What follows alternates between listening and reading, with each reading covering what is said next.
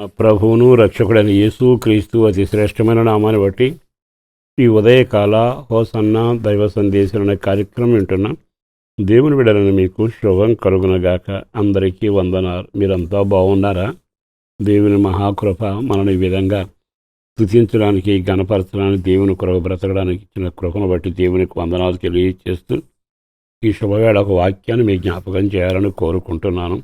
వాక్కు దీవెనల చేత మనల్ని నింపునగాక.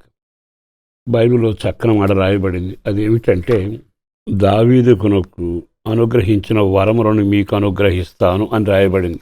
అపోస్తల కార్యం 13వ అధ్యాయం 34వ వాక్యం. దావీదునకు అనుగ్రహించిన పవిత్రమైన వరములను మీకు అనుగ్రహించేదను.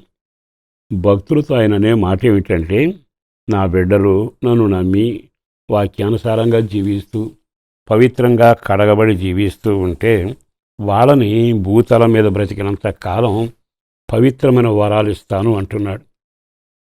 ఆనాటి ప్రజలను, ఆనాటి జనాంగాన్ని నడిపించడానికి గొర్రెల కాపరైన దావీదును ఎన్నుకున్నాడు. దావీదు గొర్రెలు కాచేవాడు, కానీ గొర్రెలు కాసే వ్యక్తిని ప్రజలను కాసి నడిపించే వ్యక్తిగా మార్చాడు.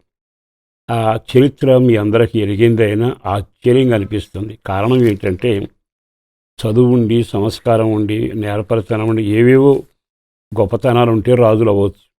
కానీ ఒక గొర్రెల కాపరి ప్రజల మీద నాయకుడిగా ఉండి, రాజుగా ఉండి పరిపాలన చేయటం అంటే అది అసాధ్యం. దేవుని వలనే సాధ్యం.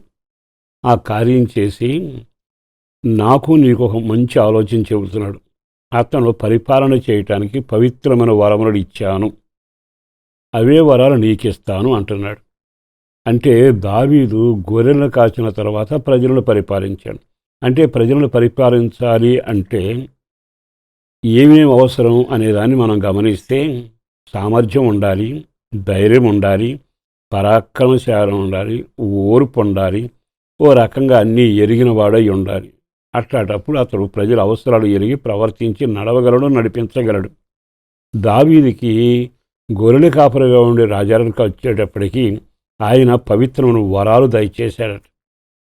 ఆ వరాల ద్వారా ప్రజలను పరిపాలన చేయడం మొదలుపెట్టాడు. ఒక్క క్షణం ఆగి ఆలోచిస్తే మనం మన కుటుంబాలను కానీ, మన సంఘాలను కానీ, సమాజంలో కానీ, నీ పిల్లలను కానీ నడిపించేటప్పుడు నీకు సామర్థ్యం కావాలిగా.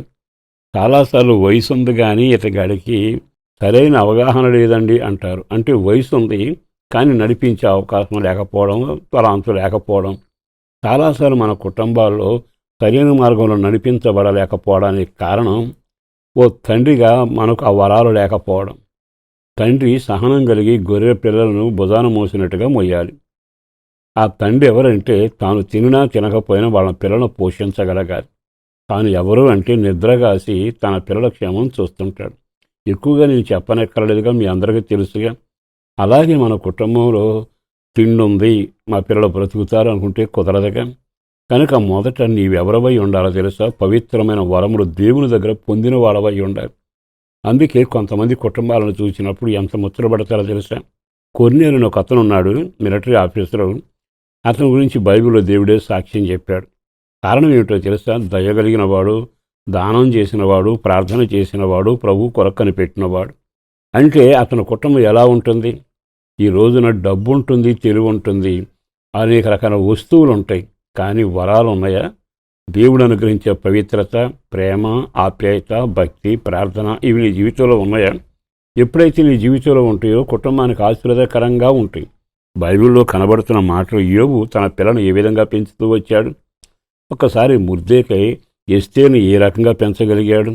కుటుంబ యజమానికి డబ్బే ముఖ్యం కాదు. సహోదరులారా, ఈరోజు మీకు సేవకుడిగా నేను చెప్పగలిగిన మాట, మీ అన్నదమ్ములకైనా, అక్కజనుల మధ్యలోనైనా, లేక తండ్రిగానో తల్లిగా నీవు ఉన్నా, నీ వెనకున్న వారికి నీవు చక్కని జ్ఞానంతో కుటుంబాలు కట్టుకుని నడిపించే ఆ అనుభవానికి నడిపించగలగాలి అంటే మొదట నువ్వు దేవుని సన్నిధిలో ఎదిగిన వాడవై ఉండాలి. ఆయన దగ్గర నుండి తెలివి, చురుకుదనం, గొప్ప భాగ్యాన్ని పొందడం, ప్రేమ, ఆశీర్వాదం, ఆప్యాయత, ప్రార్థనా జీవితం ఇవన్నీ ఉంటే ఈ వరాల వలన నీ కుటుంబం కట్టబడుతుంది. అందుకే అంటాడు, దావీదుకి ఇచ్చానని నేను మీరు అనుకోబాకండి, మీకు కూడా నేను ఇస్తాను. ఆ మాట ఎంత ముచ్చటగా ఉందండి. ఈరోజు సేవకుడిగా దండం పెట్టి మీ అందరికీ చెప్పగలిగిన మాట, తిరిగి మీ కుటుంబాలు సంతోష సమాధానాలతో వర్ధిల్లునట్లుగా దేవుడు అనుగ్రహించే వరముల చేత ఆ పరిజ్ఞానం, ఆ తెలివి, చురుకుతనంతో మీ పిల్లలను బహుశగా దీవెనకరంగా నడిపించుదురుగాక. పరిశుద్ధులను ప్రేమమిడిన ప్రభు వందనాలయం. అపారమైన ఈ ప్రేమను బట్టి ధన్యవాదాలు. చేసిన మీరు కొరకు వందనాలు. చేయబోతున్న కార్యాల కొరకు వందనాలు. కృప కలుగునగాక. బిడ్డలను దీవించండి, చేతులలో భద్రపరచండి, నడిపించే కృప దయచేయండి.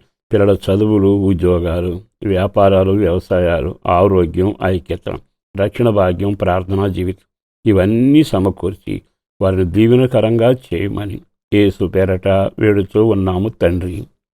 ఆమేన్.